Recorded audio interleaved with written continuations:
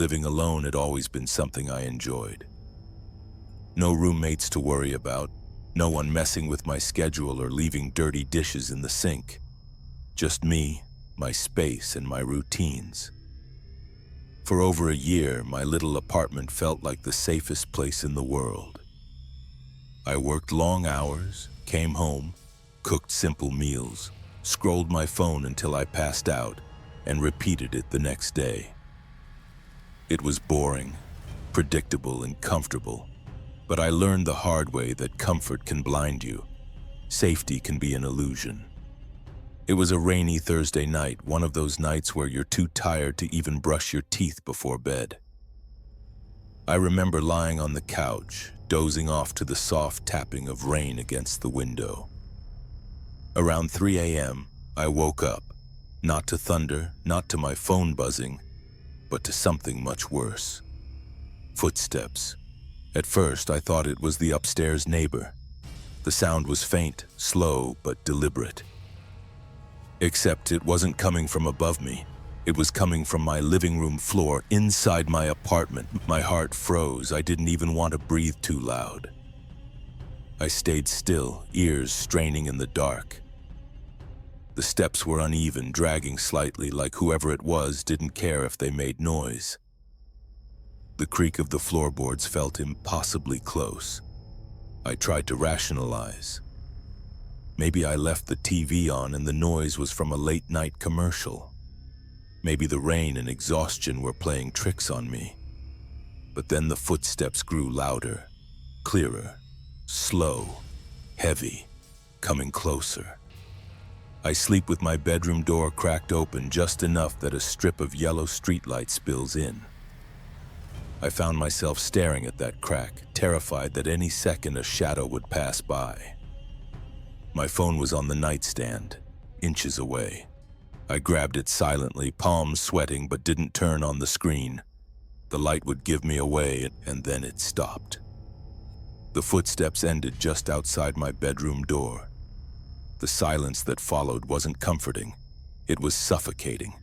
I could feel it. Someone was there, standing only a few feet away, listening, waiting. I don't know how long I lay frozen, clutching my phone. Finally, I worked up the courage to dial 911. Whispering into the receiver, I told the operator someone had broken into my apartment. She kept her voice calm and steady, telling me to stay quiet, stay where I was, and wait for the officers.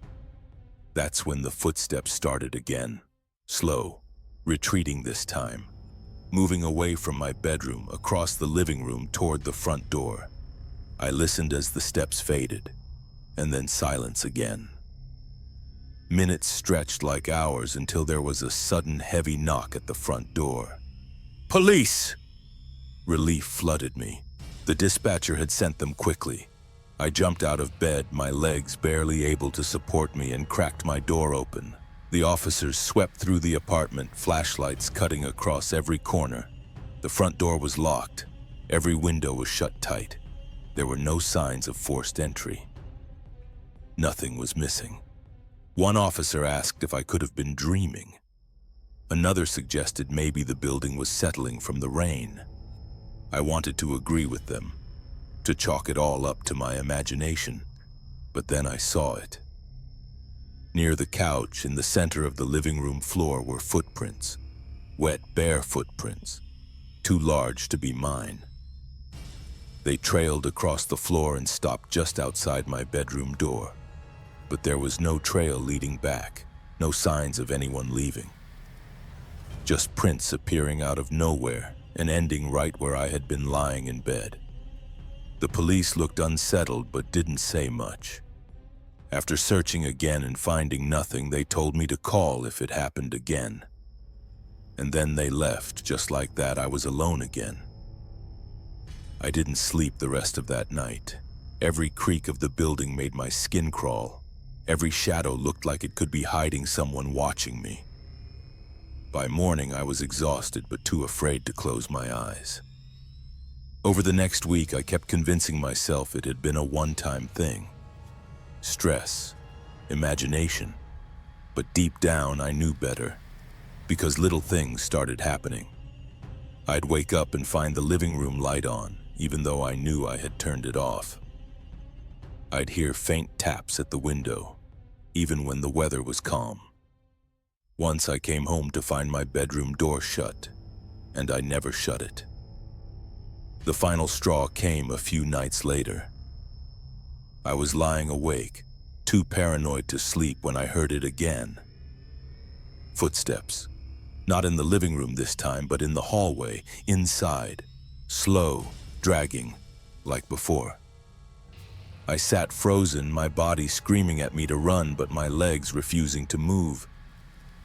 And then, clear as day, I heard breathing.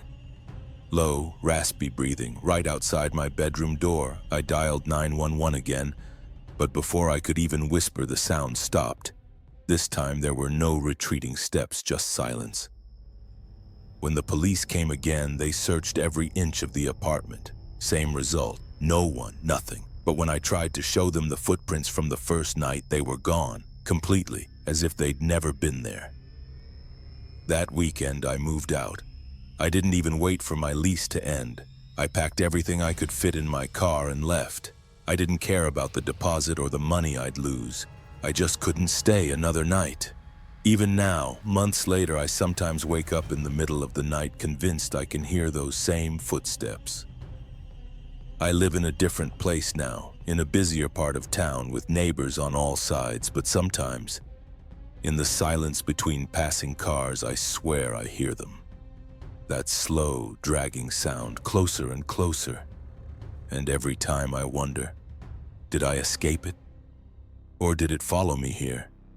If this story kept you up at night, make sure to like this video and subscribe for more true scary stories every week. Hit the bell icon so you never miss when I upload. Comment below.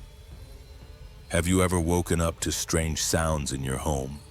I'd love to hear your story. And remember, if you ever wake up to footsteps in your apartment, don't assume you're alone. Because sometimes what you hear is real.